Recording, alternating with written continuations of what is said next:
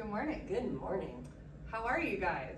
Fabulous, thanks for asking. Awesome. Okay, so today we are going to talk cardiovascular exercise in pregnancy. That's right. We're going to be covering the benefits of cardiovascular exercise as well as some of the things to watch out for. So whether you're already active or considering becoming active, we've got some good information for you. So Leah and I are both physical therapists. We specialize in pelvic floor physical therapy, sports and orthopedics, and also pregnancy and postpartum. Pregnancy and postpartum is something that is very, very near and dear to my heart. So I really hope that this gives you some great information on how to get started with cardiovascular exercise, how to make adjustments, and when you don't know what to do, who to reach out to. Cardiovascular exercise is really wonderful for women who are pregnant. We do need to talk about some contraindications and precautions that you might want to think about before you engage in cardiovascular exercise. And you really need to make sure that you know what is safe for you. We have a little list here. This is our do you have list. So I'm going to be very specific in saying either a physician or an established nurse practitioner has diagnosed you with any of these things, you need to make sure you are getting clearance from them prior to engaging in exercise.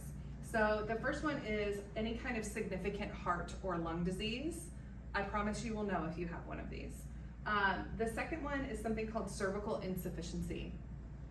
When you are pregnant, your body lays down a mucus plug over the top of your cervix. That helps to limit the risk of infection from getting into the vaginal canal.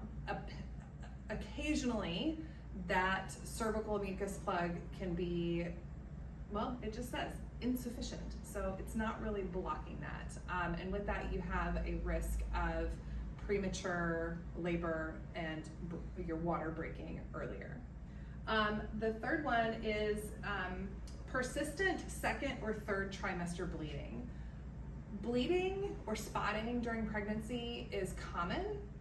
It should be very light and should not happen frequently. If it does happen frequently in those second or third trimesters, you need to stop.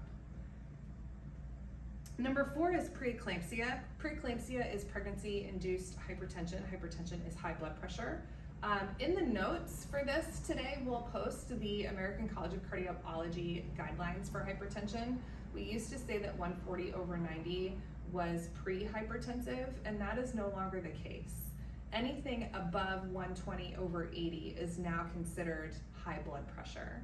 And so, as we talked about in our podcast that you can also find on Spotify, every woman who's pregnant probably should have a blood pressure cuff at home and monitor their blood pressure regularly. And then number 5 is uncontrolled high blood pressure. So if you had high blood pressure before you were pregnant and you were on medication, most of those medications are still considered safe. Again, you need to talk with your primary care cardiologist to determine what that might be. And then we have other complications as well at the bottom. And that just kind of encapsulates that everyone is really individual. Everyone's health conditions and pregnancies are going to vary. And you can't just Google your symptoms and decide what you can do.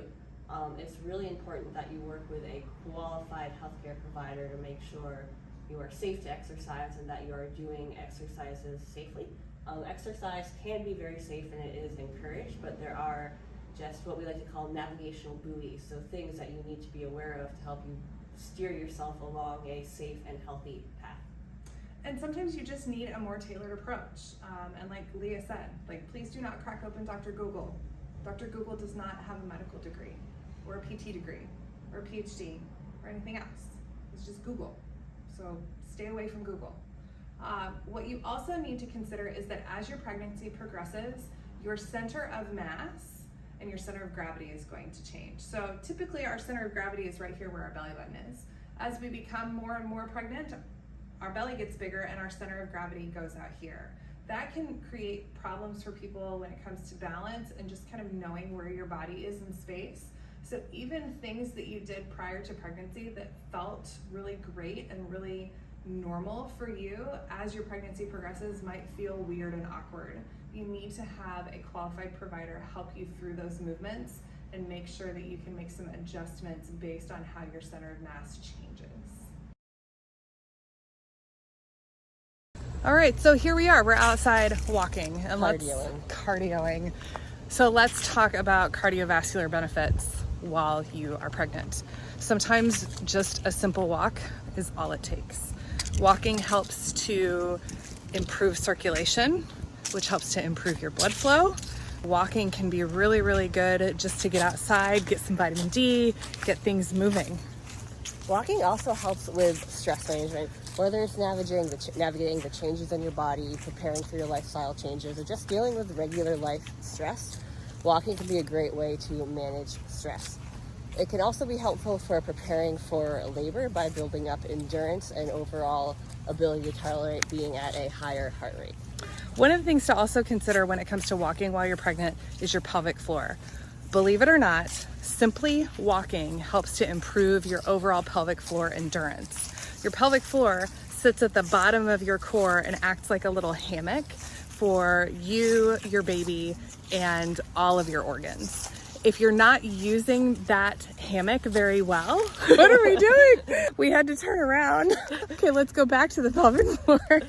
If you're not using that hammock very well, or if your pelvic floor is weak, it's gonna be a little bit harder for you to support your growing baby. So walking can really help improve that endurance.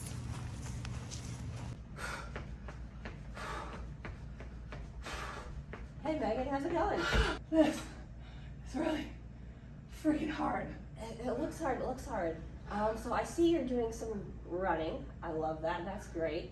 Have you heard of something called the talk test? All right, so let me tell you, when you are doing cardio, it's a good idea to avoid going above anything out of like an 8 or a 9 on that intensity level of 0 to 10, with 10 being you are maxing out and 0 being you are napping. It can sometimes be hard to understand where you are on that, so it's a good idea to use something called the talk test. The talk test is just like what it sounds. Are you able to talk while you are exercising? So just now I couldn't really talk to you. Now that I've stood here for a minute, I'm okay. Yeah. So, like, do I need to carry on a full conversation? Because that feels like it's gonna be really hard.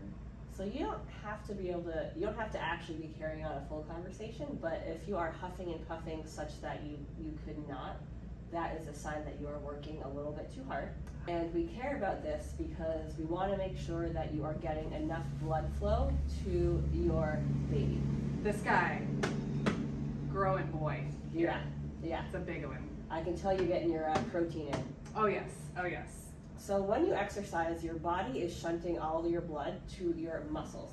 And that's fine, that it needs to do that, but we want to make sure it's not shunting so much that now your baby isn't getting what it needs. And so the talk test helps to make sure you are still challenging yourself, but not to the point that it might be compromising blood flow to your baby. Super important. That's awesome. Okay, so I'm gonna dial it back next time. Excellent. Have a great run. Oh!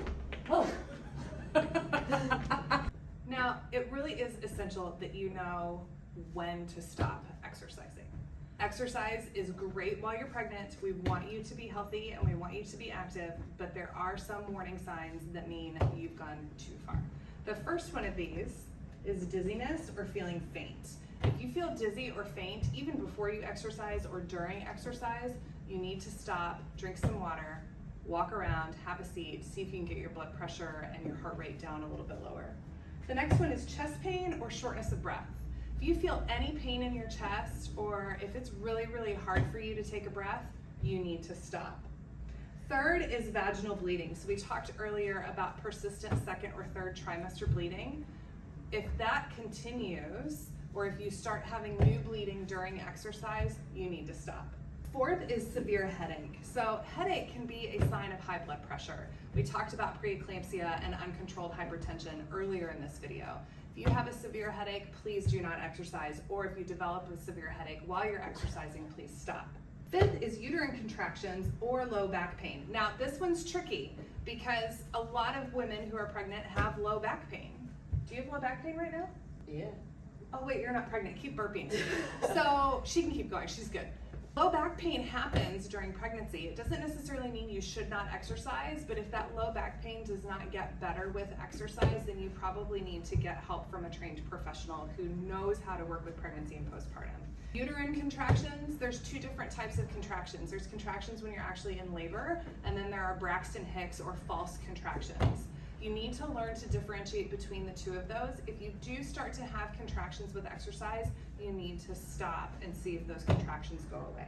We also want to see a decrease, if there's a decrease in fetal movement. So around week 20, you're going to start doing what are called kick counts throughout the day. If you notice that baby is moving less, you need to rest. And finally, if your water breaks, honey, you're done. Me too? Yeah, you can be done. How many did you do? I wasn't counting. Okay, she didn't count, we don't know. And she's not pregnant, but she still did burpee through the entire list. So go Leah for taking one for the team. We hope that you have enjoyed watching this video and that you learned something. Remember, if you are pregnant, you should and need to exercise. It's good for you, it's good for your baby, and it's really, really gonna help you in labor and delivery. And if you need help, come talk to us. We're happy to help. You can find us on Instagram at RevolutionWellPT and also on our website at revolutionwellnesscollective.com.